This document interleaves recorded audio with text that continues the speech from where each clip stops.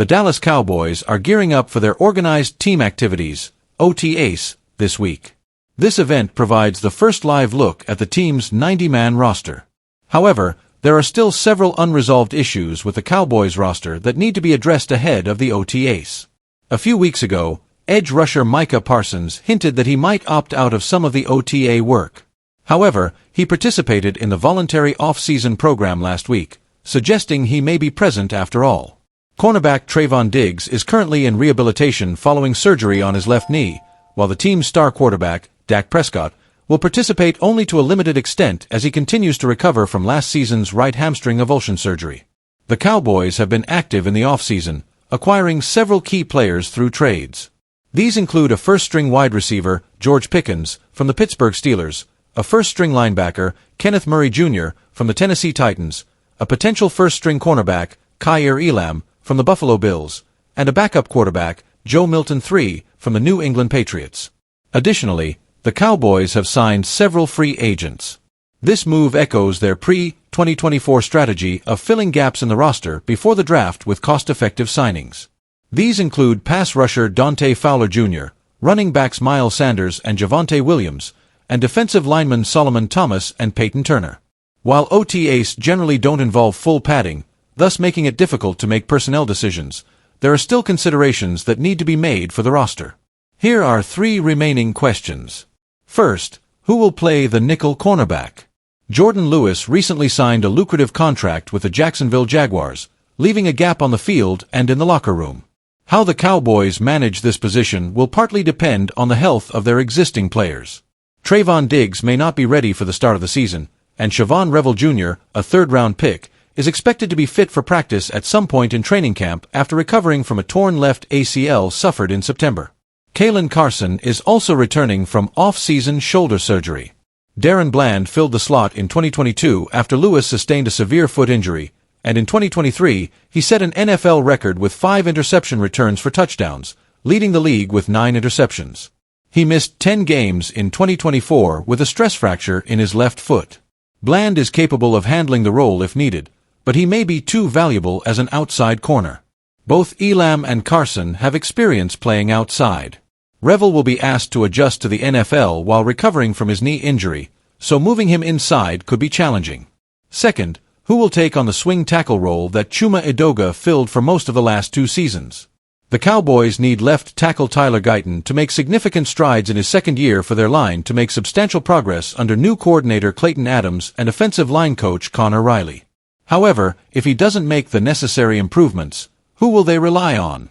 Asim Richards showed promise in limited play last season, while Hakeem Adeniji started 5 games at tackle in 3 years with the Cincinnati Bengals before playing guard last season with the Minnesota Vikings.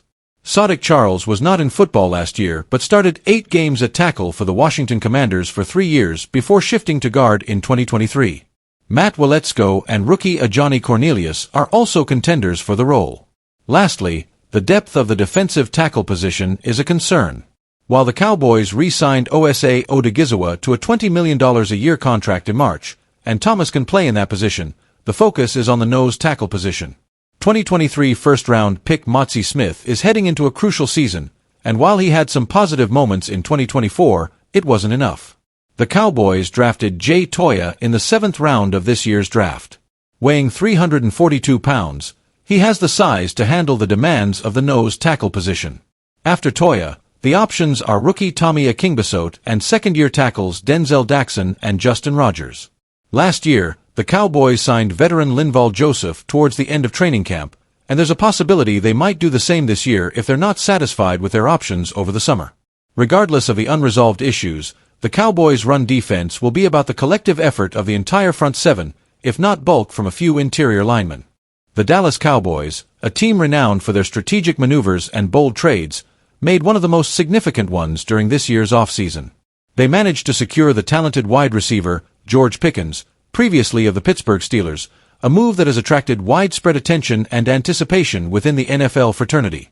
CeeDee Lamb, a standout player and a shining star in the Cowboys roster, is set to share the field with Pickens.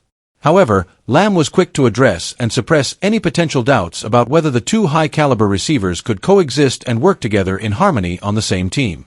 "We're both primary options," Lamb declared, making his standpoint clear during a charity softball game that was hosted by Arizona quarterback Kyler Murray. Speaking to reporters from DLLS Cowboys, he further elaborated, "There's no pecking order here. None of that. It's one. You look over there, you see one. You look over here, you see another one. So, make of that what you will."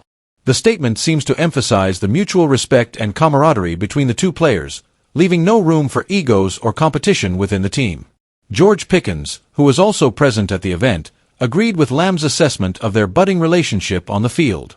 Lamb, who is an integral part of the Cowboys' offensive line, is expected to be thrilled with the addition of a receiver of Pickens' caliber to the lineup, as it is likely to enhance and diversify Dallas's passing offense. Lamb's excitement is not unwarranted. He has been the only Cowboys receiver to consistently surpass the 1,000 receiving yards mark each season since 2020. Only two Dallas receivers, Lamb himself and Jalen Tolbert, managed to accumulate at least 500 yards in the air last season. The duo also accounted for 13 of the 23 receiving touchdowns for the Cowboys, further highlighting their significant contribution to the team's performance.